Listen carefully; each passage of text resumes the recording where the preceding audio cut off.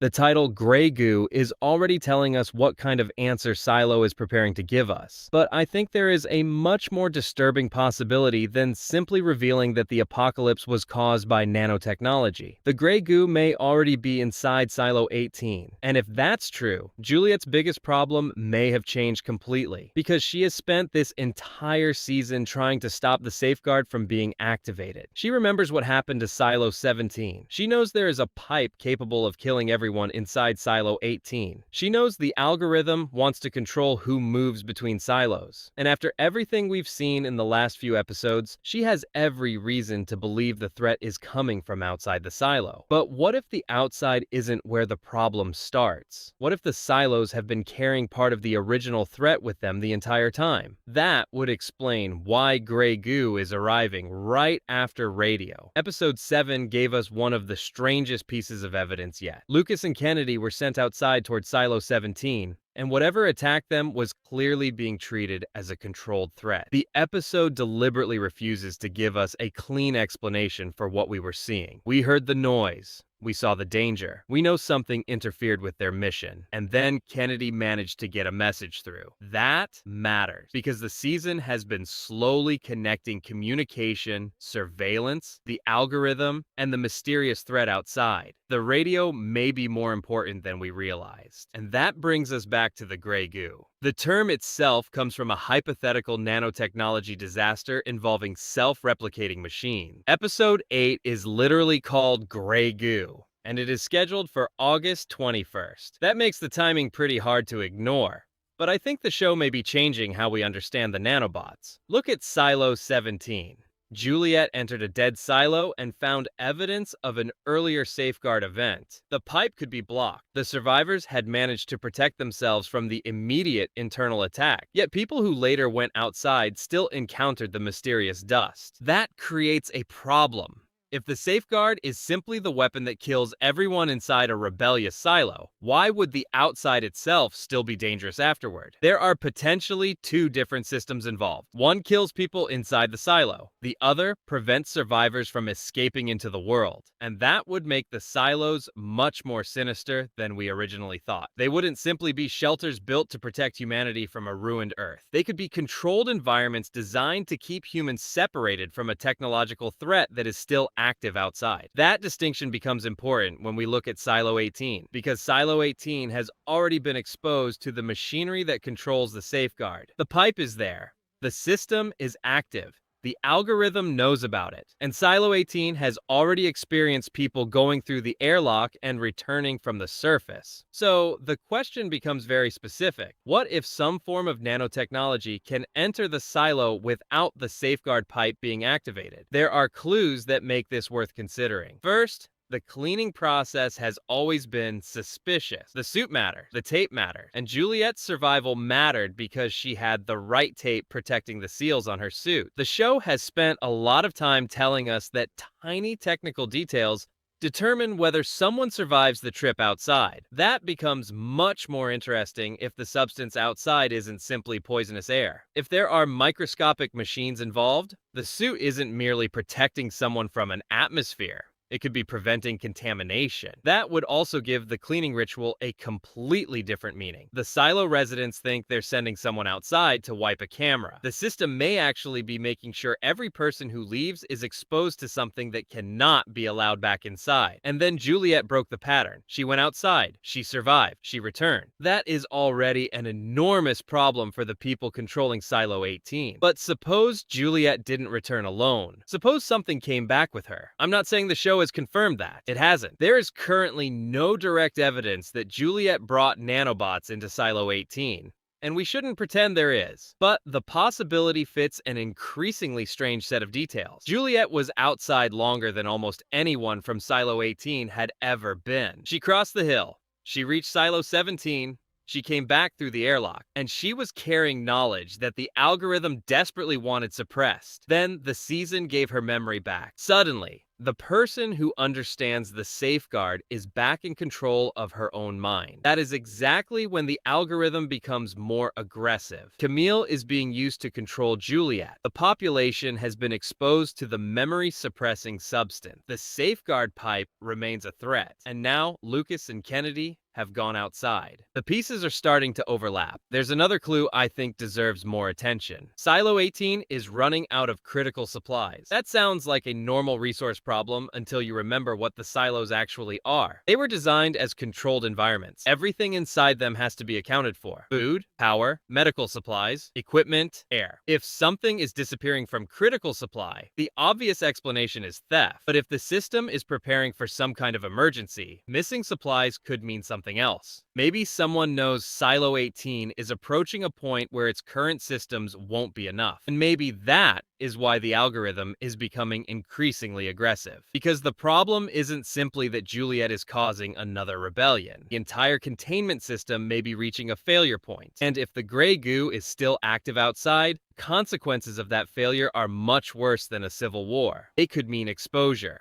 There is one more reason I think the gray goo inside Silo 18 theory deserves attention. The algorithm doesn't behave like a system whose only job is to punish rebellion. It behaves like a system trying to manage a population under very specific conditions. We've watched it calculate which people can leave. We've watched it reject Juliet's plans because the survival numbers don't work. We've watched it manipulate Camille. We've watched it use the safeguard as the ultimate threat. And we've seen how quickly it reacts when people start connecting the silos to each other. That suggests the algorithm may know something about the outside world that the people inside Silo 18 don't. It knows the rules. The residents don't.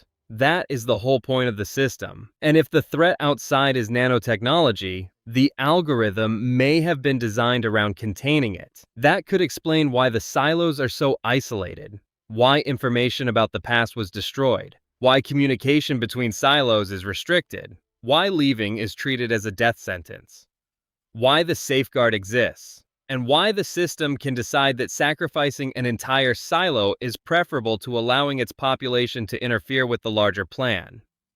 The silos may have been built to preserve humanity while the outside world recovered, but they also needed a way to stop the people inside from becoming a threat to that recovery.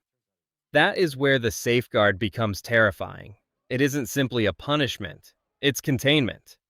And that gives us a possible explanation for the difference between Silo 17 and Silo 18. Silo 17 managed to block its safeguard. Its people survived inside for a while. Then they went outside. And something eventually killed them. If the outside threat is still active, the safeguard isn't actually what makes the world outside deadly. It is simply one layer of the system. That means Juliet successfully stopping the pipe may save Silo 18 from one kind of death while doing nothing about the other. And that is exactly where her current plan could fail. She thinks the immediate objective is to stop the safeguard. She may be right, but the larger problem could be contamination.